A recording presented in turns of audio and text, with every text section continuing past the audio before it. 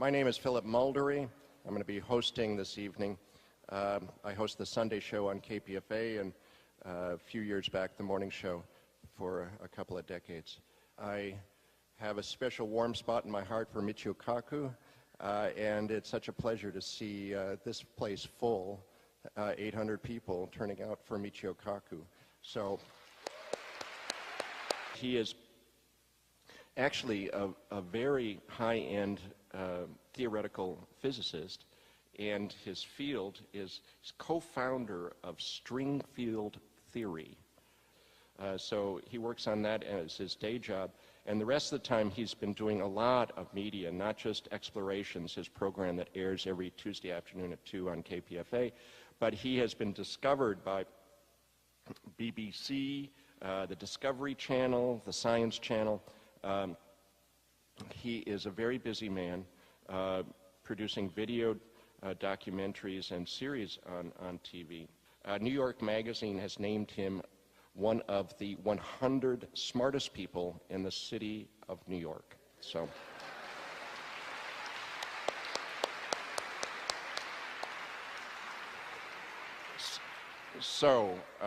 with no further ado, here he is, Professor Michio Kaku. Well, after such a great introduction, I can't wait to hear the speaker myself. First, I have a confession to make. Yes, it's true. New York Magazine voted me as one of the 100 smartest people, but in all fairness, I have to admit that Madonna also made that same list.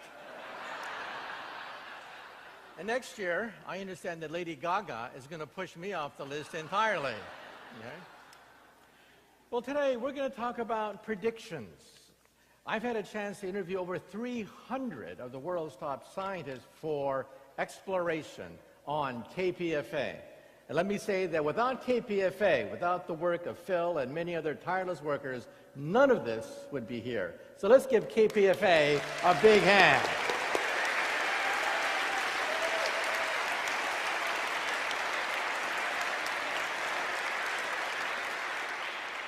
Well, I'm a physicist. We invented the laser, we invented the computer, the transistor, the GPS system, the space program. We invented radio, we invented television, and now we're inventing the 21st century. And we can predict billions of years into the future. So let me say that to be here today is a joy because I grew up in the Bay Area. In fact, my parents were born in California. My parents are local people, born in California, but then the war clouds darkened and Pearl Harbor came. My parents were citizens of the United States, born here in California. They were locked up, placed behind barbed wire and machine guns for 4 years between 1942 and 1946. In 1946, my parents were penniless. Their money had been confiscated, so they went to the boondocks. There was no place to go except one of the poorest places in California at that time, San Jose. And that's where I was born, in San Jose. But then it got more difficult to pay rent. So my parents had to go to a place that was even more frontier, more boondocks than San Jose, and that was Palo Alto.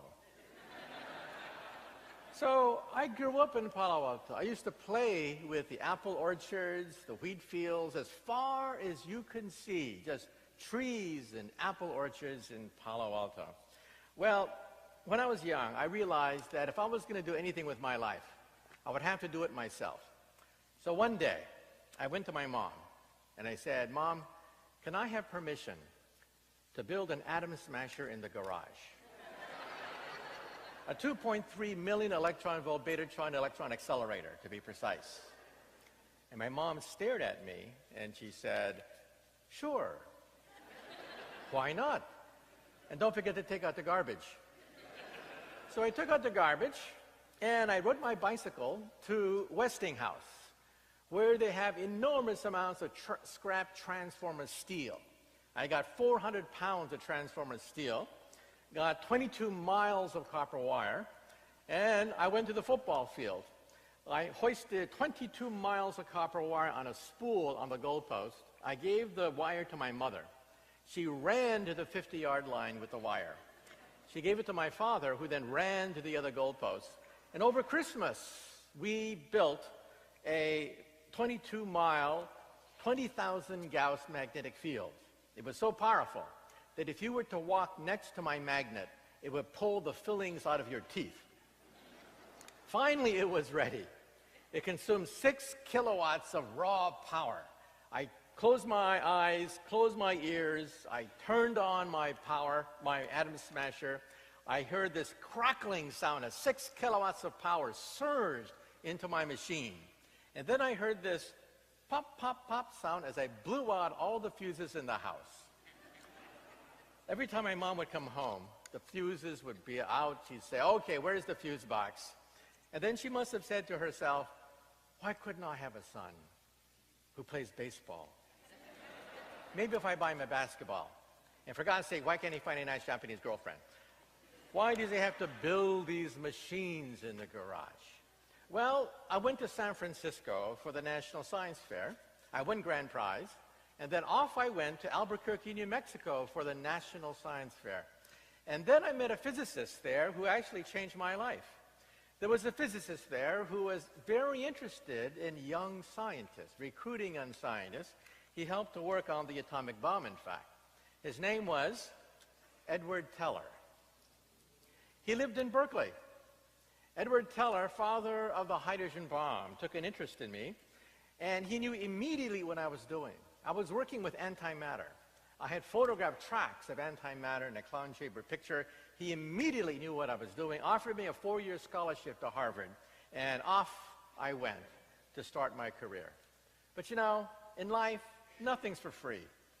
After 4 years, Edward Teller comes up to me and says, look, we have a position open for you at MIT, Los Alamos, or the Livermore National Laboratories. We want you to design hydrogen warheads. Hydrogen warheads for the United States military. And I thought to myself, and he said, nah, designing warheads wasn't my thing. In fact, scientifically, I wanted to work on something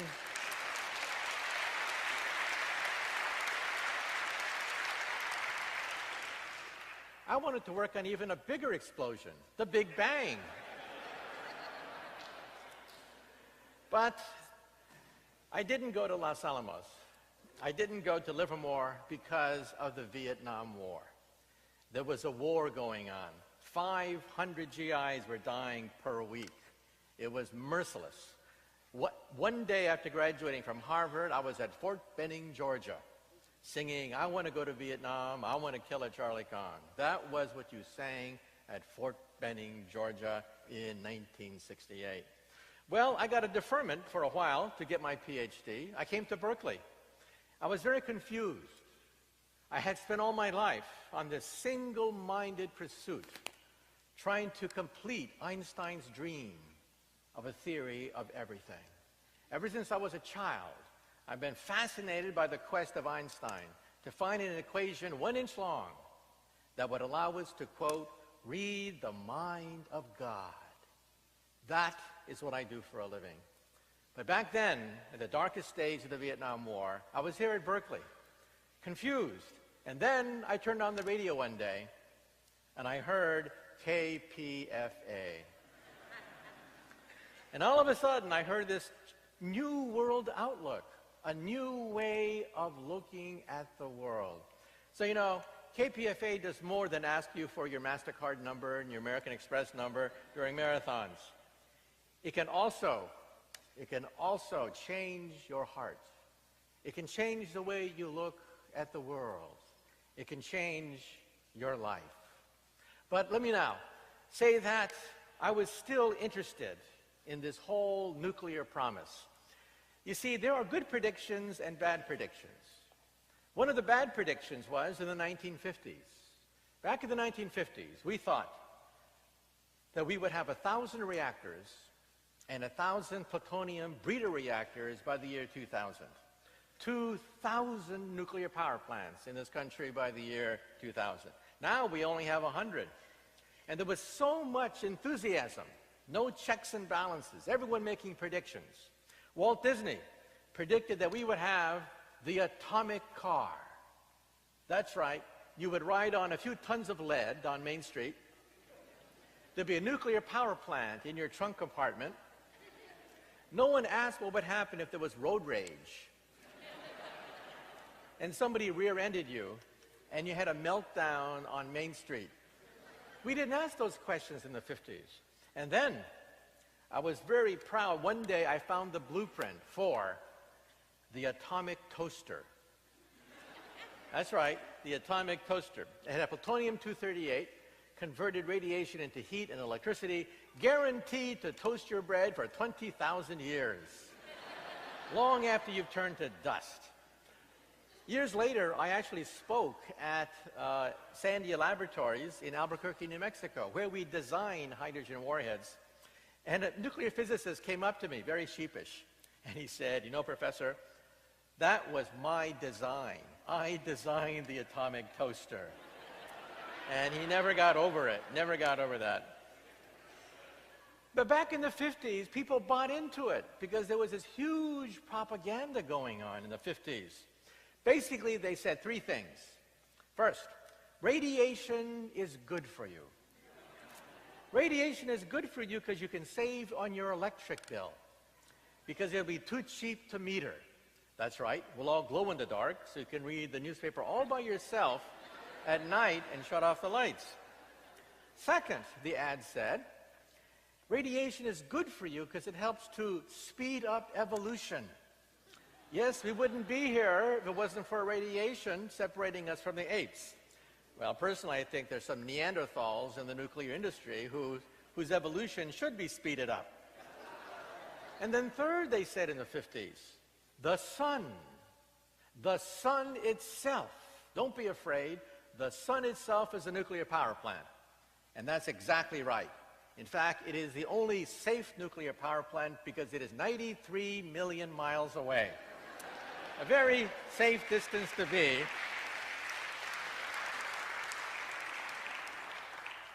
Well, the atom is not evil.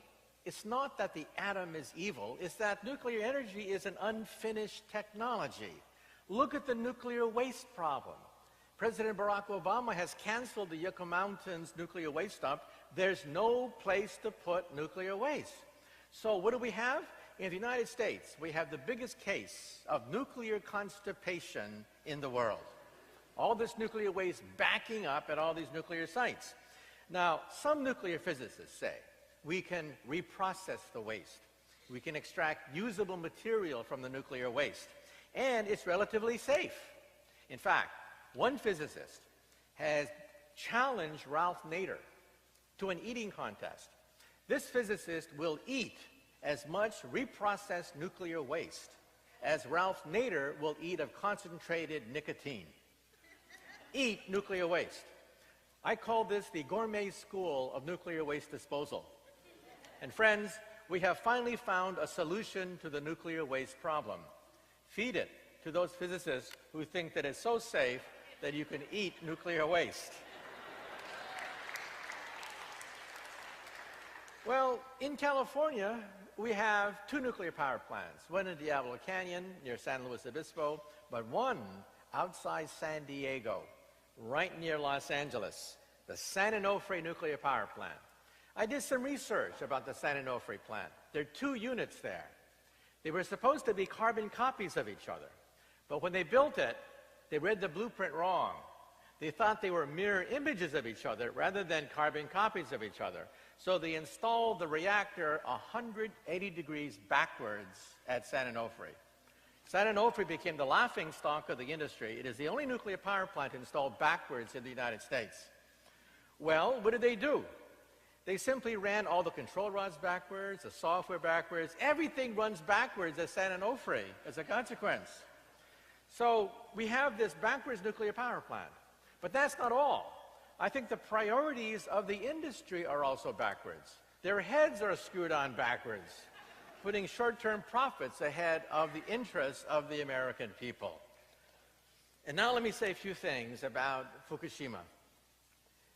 It was said that a meltdown could not happen in Japan because A, they have the world's best seismologists. They study earthquakes in Japan. Yes, Japan is riddled like California. It's riddled with with faults, just like California is, but they have good building codes, they said. And so the Japanese will never have to worry about a meltdown because they have the best seismologists, the best construction of gigantic skyscrapers. Boy, were they wrong. The latest from Fukushima is, and I was shocked when I saw this hit the wire services 2 weeks ago. We know there have been partial meltdowns before. 3 Mile Island, Chernobyl. The core collapses, but still some of it is intact. It's a partial meltdown.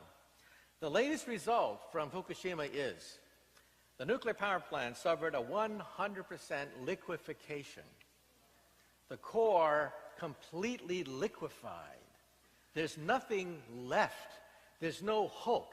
There's no remaining collapsed core. The core completely liquefied. So the core is inside the vessel.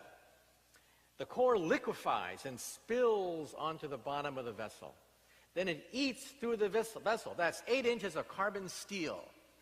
The liquid uranium, liquefied, melts right through 8 inches of carbon steel, plunges then onto the bottom of the containment. That's the last resort before you get a full-scale Chernobyl. You get a breach of containment, steam explosion, and then you lose northern Japan. Why didn't Fukushima undergo a full-scale Chernobyl? We now know the answer to that. We have the detailed logs, minute by minute now, of what happened at Fukushima. What happened was, one engineer saw the reactor melt. He realized there was only one thing left to do, and that is open the floodgates and allow the Pacific Ocean to smother the core in seawater. But that would destroy the reactors with corrosive liquid. So the utility said, no, over our dead body, are you going to flood the reactor with the Pacific Ocean because we want to restart these reactors afterwards?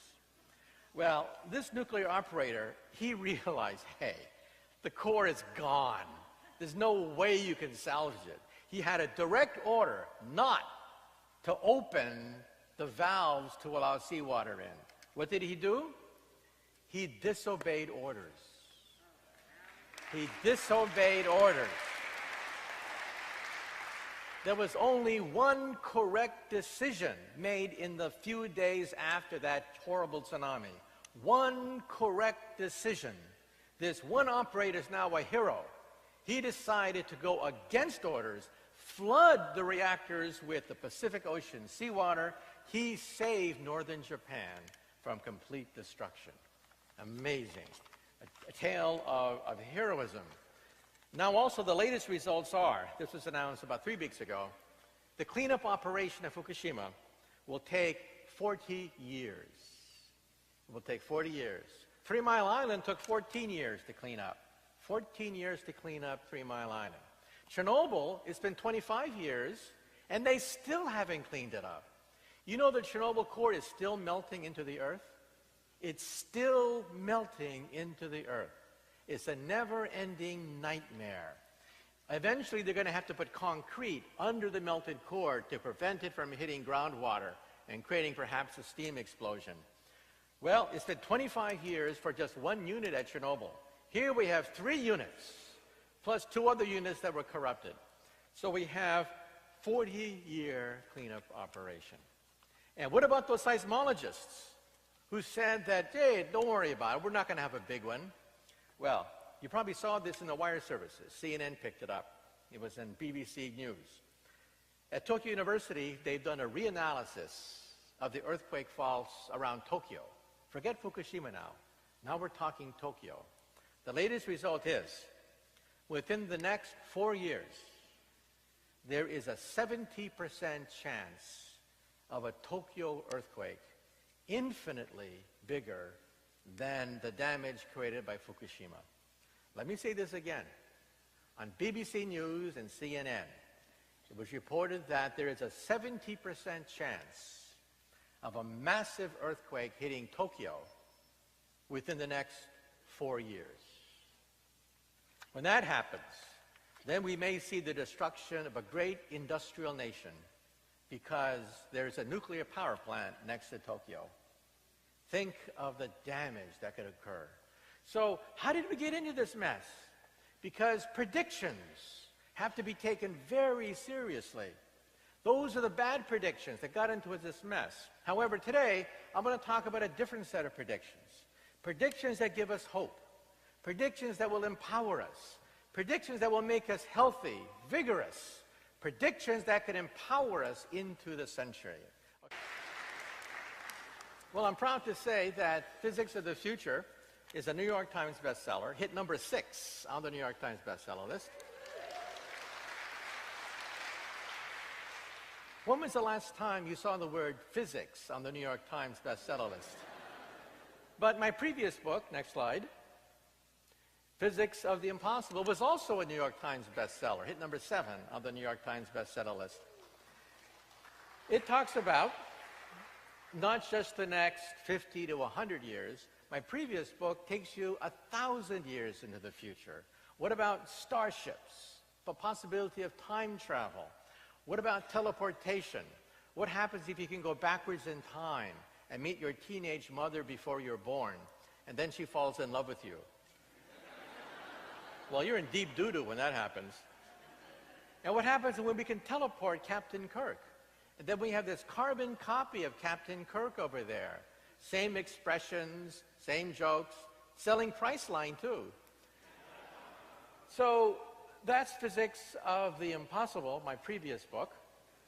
But let's move on. Some people say, why science? Why is science so important? Well, science is ultimately the source of wealth. Yes, workers create wealth. Yes, entrepreneurs create wealth. But ultimately, all wealth can be traced to science. And so the question is, well, why did we have the crash of 2008? If we're going to be predicting 50 years into the future, can we predict the past? There we go. Great. I knew we'd get it. So the question is, why did we have the crash of 2008? Well, millions of words have been written about it. Let's take a look at it from the point of view of science.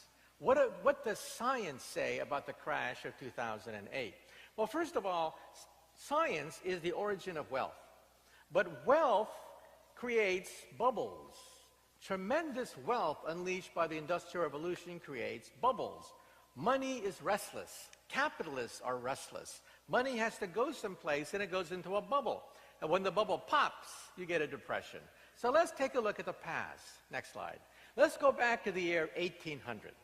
In the year 1800, we physicists worked out the thermodynamics of steam engines. We could predict with mathematical accuracy the output of a locomotive. So that created the Industrial Revolution.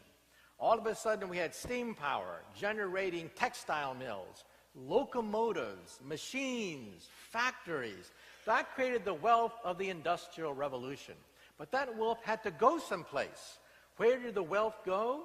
It went to locomotive stocks on the London Stock Exchange. A huge bubble began to appear on the London Stock Exchange as everyone was speculating in railroad stocks.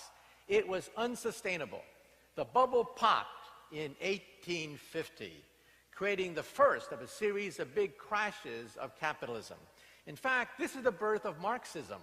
Marxism is a direct outgrowth of the crash of 1850 as theorists began to ask the question, what happened? Why did we have this crash and so much human suffering? Next slide. Well, we physicists worked out the thermodynamics of steam power, but then we were restless. We worked out the dynamics of electricity.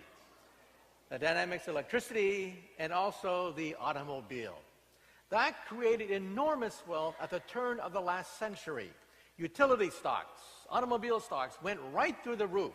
A bubble occurred. A huge bubble occurred 80 years after the crash of 1850. And that bubble went into the American Stock Exchange, and it popped in 1929. Next slide. So the crash of 1929 was a carbon copy of the crash 80 years before. the crash of 1850. Well, you'd think we'd learn something there, right? But oh no, the capitalists took advantage of the next invention that we physicists created. Bigger than steam power, bigger than electricity, and that is the transistor, the laser, and high technology. Next slide. 80 years later, almost to the dot, another bubble forms on, this time, the real estate market, created by the vast wealth created by high technology, GPS, the space program, MRI scans, television, radio, telecommunications, all of it created by physicists. That bubble popped just a few years ago. 80 years apart. 1850, caused by the power of steam. 1929, created by electricity and the steam and the gasoline-fired motor. And then 2008, wealth created by high technology. Next slide. So the next question that we're going to ask today is, what is the fourth wave? The first wave was steam power, which gave us the crash of 1850 and the birth of Marxism. The second wave was electricity, and that gave us the crash of 1929. The third wave was high technology. That crashed just a few years ago. What is the fourth wave? Well, we think the fourth wave is going to be a combination of biotech, artificial intelligence, and nanotechnology. And if this is true, we'll probably have another crash 80 years from now. So your grandkids may see another crash in the year 2090. Next slide. So let's now talk about Moore's Law. Moore's Law is a prediction that extends, we think, to the next 10, 20 years. For the past 50 years, computer power has been doubling every 18 months.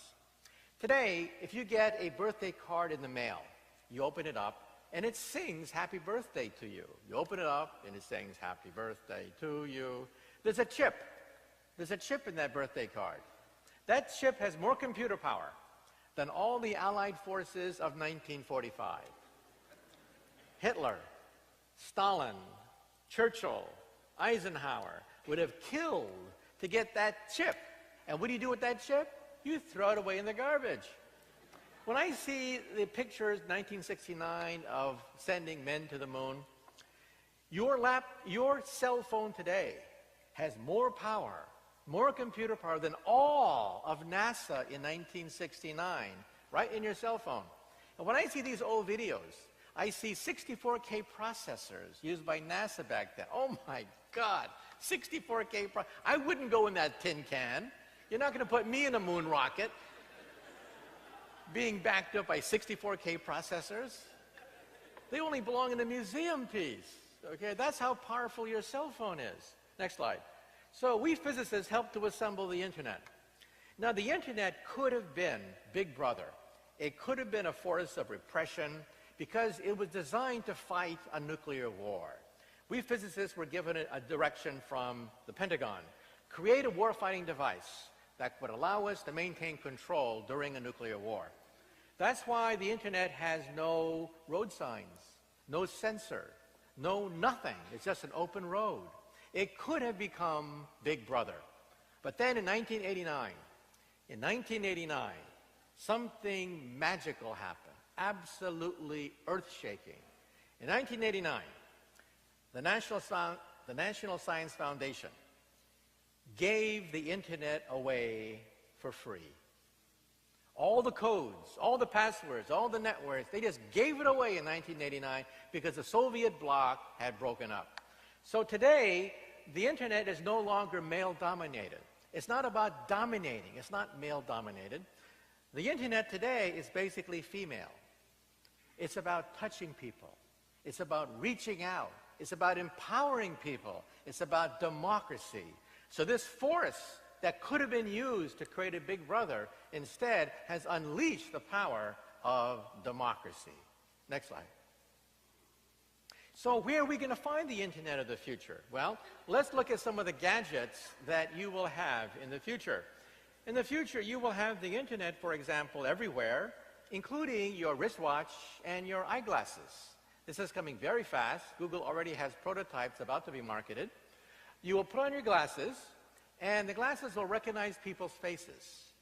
So how many times have you bumped into somebody and you say, I know this person. Who is this person? Jim, John, I know this person, right? In the future, your glasses will say, it's Jim, stupid. You met him last year. This is the 5th time I've had to remind you that it's Jim, your old friend. And look, these glasses could be really useful. Let's say you're looking for a job. Everyone's looking for a job these days, right? You're at a cocktail party. You don't know who the heavy hitters are. In the future, you will know exactly who to suck up to at any cocktail party. You'll always know who you're looking at. Next slide. And eventually, children will love this technology. They're going to have internet glasses because all their friends have it. You realize that children are one of the great motivating forces behind computer technology. Not so much the Pentagon. The Pentagon used to be the main driving force behind chips. Now it's children, because video games is bigger than all of Hollywood. Let me repeat. Video games are bigger than all Hollywood movies put together. That's how big this industry has become, and young people are leading the way. Next slide. Young people want to be in contact with each other, and here's how it works. Your glasses, which will be commercially available just in a few years now, prototypes are already now being shown on the internet. They beam the image right into the retina of your eye, or they can use your glasses as a screen. So there are several ways in which the image can be beamed right to your eye. Next slide. And eventually, fashion models will wear these glasses. It'll be fashionable to have your own internet, next slide, in your glasses. Pretty soon, you'll have your home office, your home entertainment center, right in your eyepiece. However, let's say there's a problem. Let's say you don't wear glasses. Let's say you don't like glasses. Then what are you going to do? Next slide.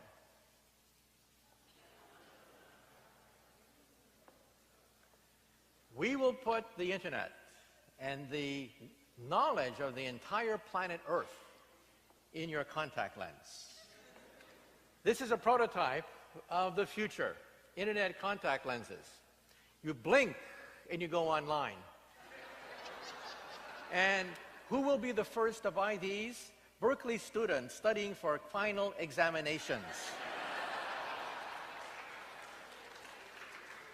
They will blink, and all the answers will be right in their contact lens.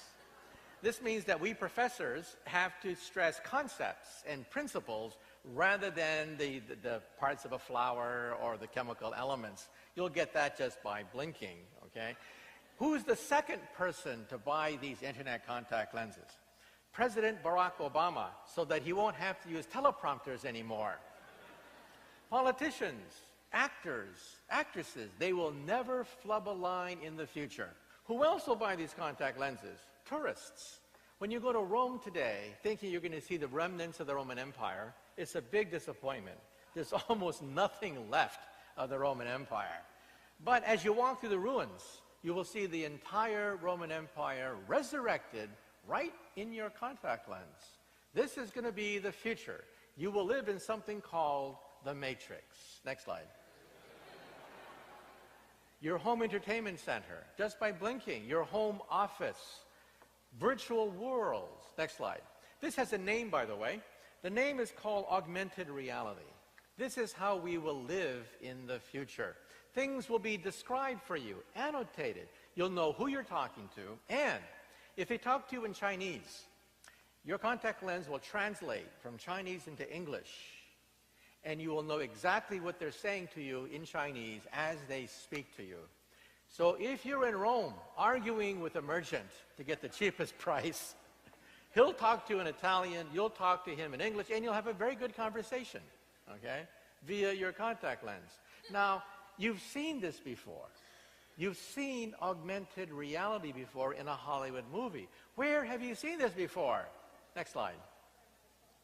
This is the former governor of our state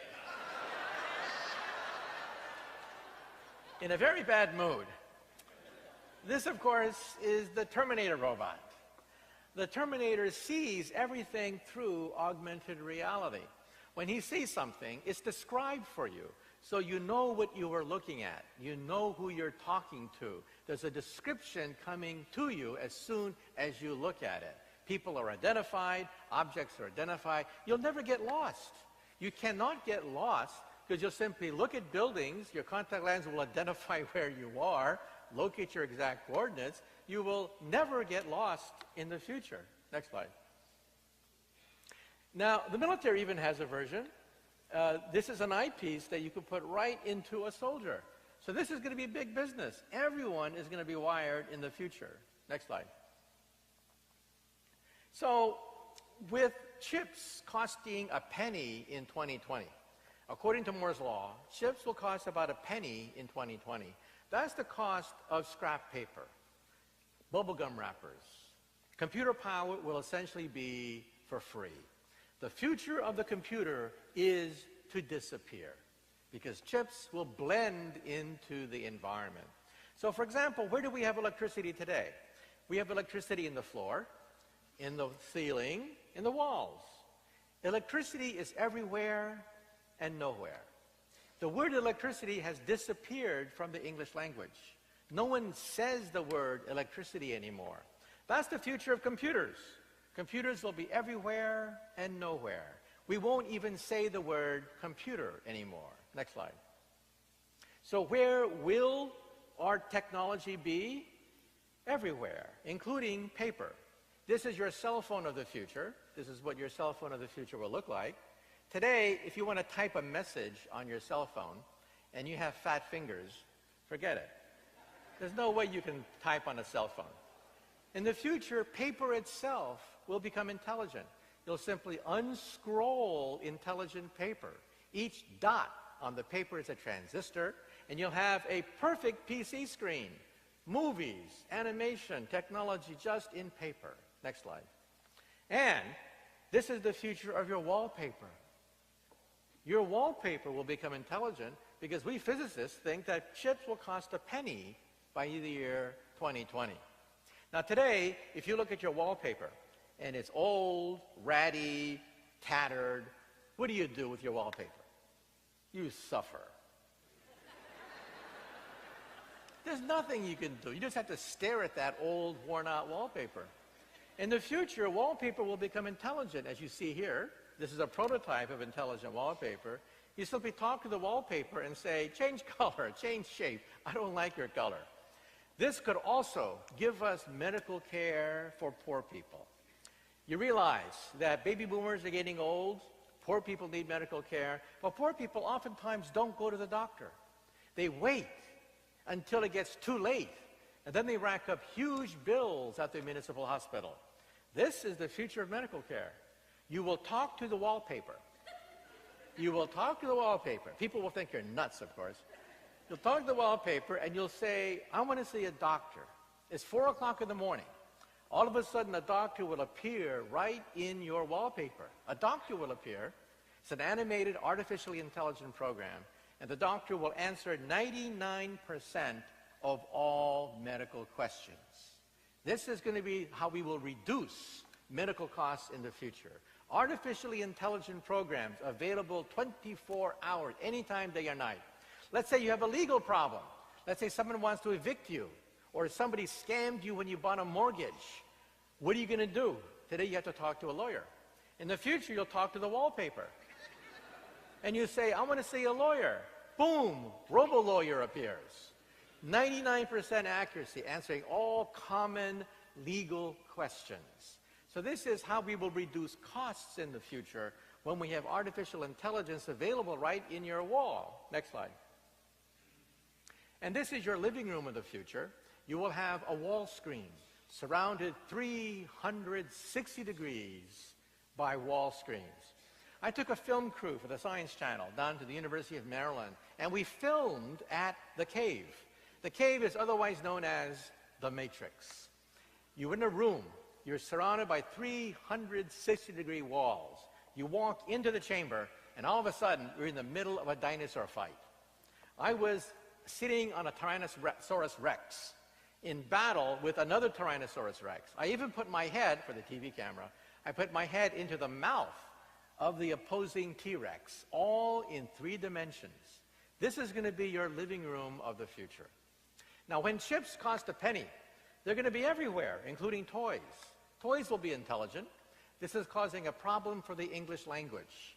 We will have a contradiction in terms called smart Barbie dolls.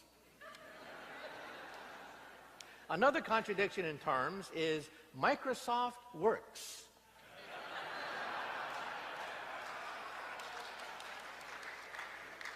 That is also a contradiction in terms. So this technology that surrounds you everywhere, some people say, well, it's kind of intimidating. I mean, it's cold, it's mechanical. But you realize that if you went to a nursing home 15 years ago, it was very sad visiting a nursing home. People would just dump their mothers and fathers to a nursing home, just waiting for them to die, nothing to do in a nursing home. It was very sad. If you visit a nursing home today that's all wired up, things are popping at nursing homes. Everyone's wired up. They play bridge games with somebody in Russia, somebody in Australia. Hobbyists can talk to hobbyists from around the world because the internet is basically female. It's about touching people. So old people love the internet. Also young people. Let's say you're at Berkeley and it's Friday night and you have no date. We all know what you do. You get stone drunk. In the future, you simply go to the wall and say, "Mirror, mirror on the wall, who's available tonight?" And it sets you up. The wall already knows the kind of characteristics you like. And then you go to a movie with your date, and afterwards you say to the wall, "Mirror, mirror on the wall, we want to see Casablanca, except remove Humphrey Bogart's face and put my face instead." And in the future, you may even sign up for a dating service so that your contact lens will identify people in a room who have also signed up for a dating service, and their faces will light up. So as you go to the mall, as you go to class, you will see faces light up that are available and willing and interested. I tell you, man, this is big. It's going to change everything. Next slide. And it's coming very soon. Now, in this picture here, we have three-dimensional television without glasses. Now, you may say to yourself, well, that's impossible. You need glasses to see 3D. Those clunky glasses, one lens is red, the other lens is blue. Polarized glasses that are real heavy. Nope. We physicists figured out how to make three-dimensional television without glasses. This is how you will enjoy yourself at night. How does it work? The screen is where the magic takes place.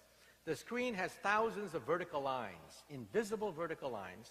Each vertical line shoots an image into the left eye and the right eye, giving you 3 dimensions. And on the left of the slide, you see the future of glass. Even glass will be intelligent in the future. If your window looks out over the city dump, you don't have to suffer anymore. You simply talk to the glass and say, "Please change," and boom, you're looking at the Taj Mahal. Next slide. And this is your office of the future. You will have what are called scrap computers. You'll simply scribble on a pad. The pad is connected to the internet, and then you throw it away. It only costs a penny. And then you walk from room to room, and the scribble follows you.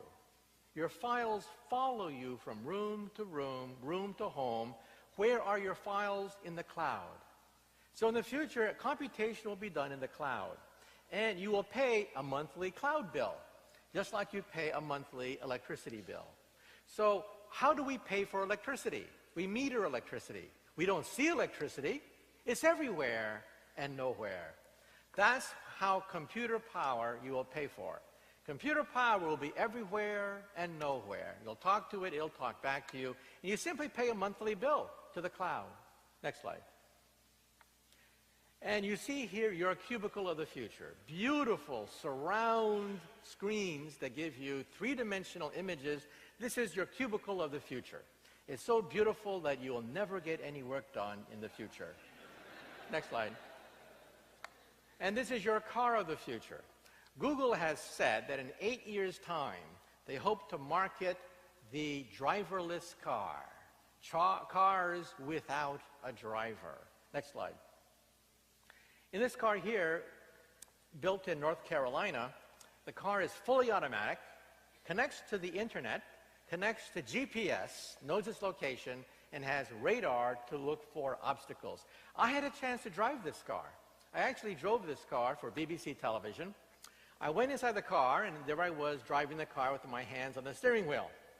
And then the cameraman told me, the cameraman said, "Take your hands off the steering wheel." And I said, "What? Are you kidding?" And he said, "No, we're filming this. Take your hands off the steering wheel." So I lifted my hands off the steering wheel, no hands, and the car drove itself. Let's do a science experiment. Tonight, when you go home, try driving your cars like this with your hands off the steering wheel, okay? Believe it or not, this car in this picture is safer than a human car. It turns out that humans get tired. Humans get distracted. And in New York, humans have road rage. So this is actually safer than an ordinary car. And when, of course, you like to drive, you turn it off and you drive normally. 8 years, Google may begin to market this commercially. Next slide. And this is how you will shop in the future. Today, if you go to a dress store, you see the perfect dress, right color, right shape, right designer, right everything, but it's the wrong size. What happens? No sale. In the future, you'll whip out your credit card, shown here. Your credit card has your three-dimensional measurements in it. You will email it to the factory. The factory will punch out a perfect garment, exactly the right shape, size, color. Everything will fit in the future, and of course, you will then get the bill. Isn't the future wonderful? Everything will fit. This is called mass customization. Now, Henry Ford said that you can have any color car you want as long as it's black. Well, in the future, you'll have any shape, color, size of a dress because your credit card has all your three-dimensional measurements on it. Next slide. And will you be cheated in the future? Today, when you go shopping, you never know how much things really cost. You never know who has the cheapest this, who has the cheapest that. In the future, your contact lens will scan everything in the supermarket and tell you who has the cheapest cereal, who has the cheapest apples, and how much did it really cost to create this dress or whatever. You will know exactly how much everything costs. Next slide. It'll be very difficult to cheat you in the future. Now, all the wonders that I've shown you so far are nothing compared to what I'm going to show you next. What I'm going to show you next is 100 times more potent, and this is medical care. How will we repair our body in the future? We're going to see a revolution that's going to leave your mouth, jaw hitting the floor. Next slide. First question, how small can you make a chip? We physicists can make a chip so small, you could put it inside an aspirin pill with a TV camera and a magnet. You swallow the pill. The pill photographs the insides of your body. You guide it with a magnet, because we all know what middle-aged men fear the most, the C word, colonoscopy. Well, this gives new meaning for the expression, Intel inside. You will literally have Intel inside. Next slide. And this could be the cure for cancer. When you have cancer, it's a horrible process getting chemotherapy because normal cells are killed along with healthy cells. Now, we can create nanoparticles, molecules that seek out individual cancer cells. This is big. This is real big. It's going testing now. It's undergoing testing in Washington at Bethesda, Maryland, at the National Institutes of Health. Nanoparticles that seek out individual cancer cells and kill them. 90% efficient in one test. This is not science fiction anymore. We've actually created molecules that seek out, home in on individual cancer cells, leaving ordinary cells intact. And in the next slide, we will see the final cure for cancer. Ladies and gentlemen, look at the next cure for cancer. It's your toilet. Your toilet will have a chip in it. Next slide. That chip will recognize individual genes and proteins emitted from maybe 100 cancer cells before it forms a tumor. Today, if you feel a lump in your breast, it's too late. It's really too late. They don't tell you this, but you have 10 billion cancer cells growing in your body. Surgery is required immediately. In the future, this chip in your toilet will pick up fragments of DNA, proteins, enzymes from a cancer colony of 100 cells 10 years before a tumor forms. The word tumor could disappear from the English language. One of the greatest killers of humanity may be vanquished by the same technology by which we etch transistors. You know, Steve Jobs, the legendary founder of Apple Computer, died of pancreatic cancer. Every textbook says that pancreatic cancer is very aggressive, kills you in 3 years approximately. Well, the genes for pancreatic cancer were sequenced just a few months ago, and we were shocked to find that all the textbooks were wrong. We now know that pancreatic cancer takes 20 years to grow. Almost 20 years to grow. But you only feel it in the last 3 years. And then it's too late. Then the doctor says, hopeless, inoperable, very aggressive, you'll die in 3 years. In the future, your toilet will tell you, you have cancer. And every fan of Star Trek knows that there's something called the tricorder. The tricorder is a handheld device that allows you to diagnose any disease. Well, most scientists, when they saw Star Trek, said, ha, no way. How can you build a tricorder? Impossible. Next slide. Well, believe it or not, we think we can build a tricorder. On the left is an MRI machine. Huge, gigantic MRI machine. Gigantic. Why? Because the magnetic field has to be very uniform. You know, when I was growing up in Palo Alto, I had a summer job at Varian Associates. My boss, Paul Ernst, used to work on huge magnets. Paul Ernst went on to win the Nobel Prize in Physics for the discovery of the physics behind the MRI machine. Now, on the right is the world's smallest MRI machine. It is the size of a briefcase. Why is it so small? Because computer power compensates for an irregular magnetic field. You don't need a huge magnetic field anymore. Computers will compensate for that. And how small can you make this magnetic field, and how small can you make the MRI? The size of a cell phone. This is the tricorder. We will have a tricorder in your living room. So in the future, if you feel ill at 4 o'clock in the morning, you go to the wall, you talk to it, RoboDoc appears, and RoboDoc says, oh, we have to do a scan of your insides. No, you don't have to go to the hospital. You go to your medicine cabinet, take out a cell phone, MRI scan your body, and then just email it to eDoc inside the wallpaper. This is going to change everything. Next slide. And then the next question is, what about our DNA scan? Well, the first person to have their DNA scanned, it cost $3 billion. $3 billion to scan the first person, James Watson, for DNA. You know how much it costs today to have your DNA scanned? $1,000. You can have all your genes scanned for just $1,000. In the future, it'll be $100. This is your owner's manual. In your living room, you have an owner's manual for your VCR, your iPad, your iPod. Everything has an owner's manual, except one thing. You. You have no owner's manual. You will have this for $100. Next slide. And what are we going to do with it? We will grow organs of the body. This is an ear. It's an ear made out of plastic. We take cells from your ear, seed the plastic, grows in the plastic, and then the plastic dissolves with time because it's biodegradable, leaving a perfect ear. From your own cells, next slide, from your own cells, we can create bone on the left. This is unlimited quantities of bone grown from your own cells. On the right is cartilage, noses and ears. Next slide. We can also grow bladders. Whole bladders we can grow. And within 5 years' time, we will grow the first liver within 5 years. When I was growing up, my favorite role model was Albert Einstein.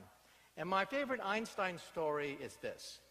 When Einstein was an old man, he was tired of giving the same talk over and over again. So one day his chauffeur came up to him and he said, "Professor, I'm really a part-time actor. I've heard your speech so many times, I've memorized it. So why don't we switch places? I will put on a mustache and a beard, a mustache and a wig. I will be the great Einstein, and you can take a rest and be a chauffeur." Well, Einstein loved the joke, so they switched places. And the chauffeur gave brilliant talks until one day in the back, a mathematician asked a very difficult question. And Einstein thought, oh, the game is up. But then the chauffeur said, "That question is so elementary that even my chauffeur here can answer it for you." So thank you so much. You've been a great audience to Albuquerque, New Mexico for the National Science Fair. And then I met a physicist there who actually changed my life. There was a physicist there who was very interested in young scientists, recruiting young scientists.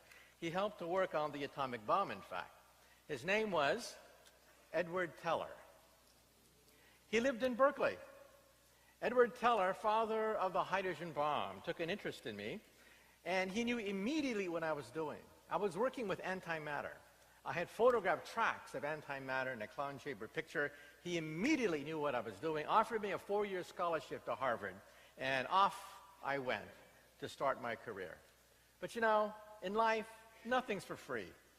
After 4 years, Edward Teller comes up to me and says, "Look, we have a position open for you at MIT, Los Alamos, or the Livermore National Laboratories. We want you to design hydrogen warheads. Hydrogen warheads for the United States military." And I thought to myself, and he said, "Nah, designing warheads wasn't my thing. In fact, scientifically, I wanted to work on something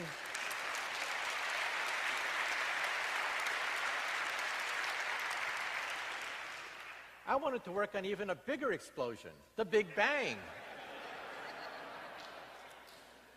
But I didn't go to Los Alamos.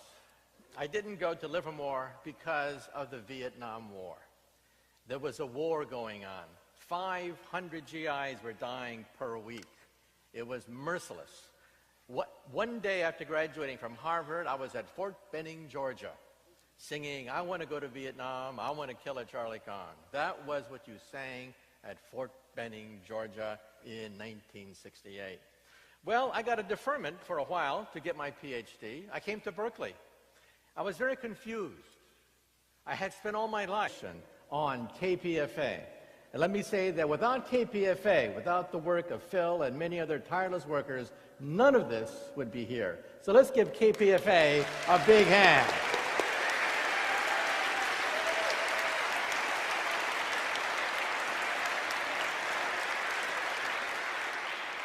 Well, I'm a physicist.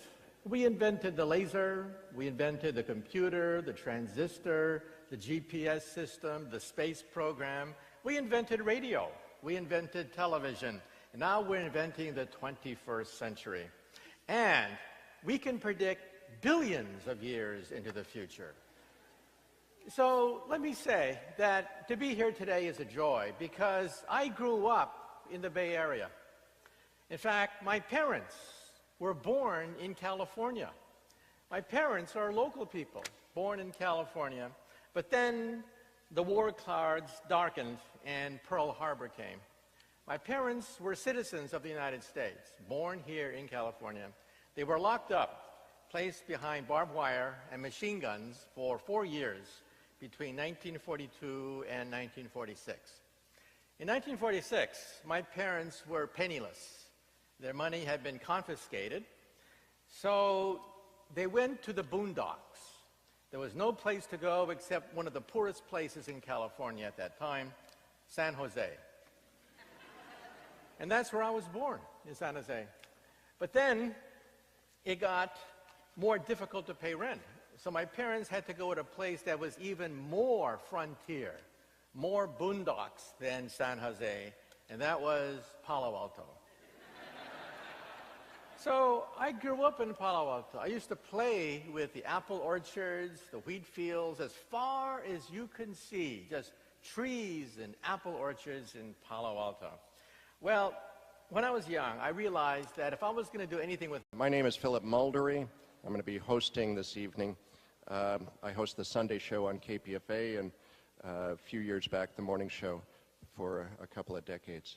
I have a special warm spot in my heart for Michio Kaku, and it's such a pleasure to see this place full, 800 people turning out for Michio Kaku. So he is actually a very high-end theoretical physicist, and his field is he's co-founder of string field theory. So he works on that as his day job, and the rest of the time he's been doing a lot of media, not just Explorations, his program that airs every Tuesday afternoon at 2 on KPFA, but he has been discovered by BBC, the Discovery Channel, the Science Channel. He is a very busy man, producing video documentaries and series on TV. New York Magazine has named him one of the 100 smartest people in the city of New York. So,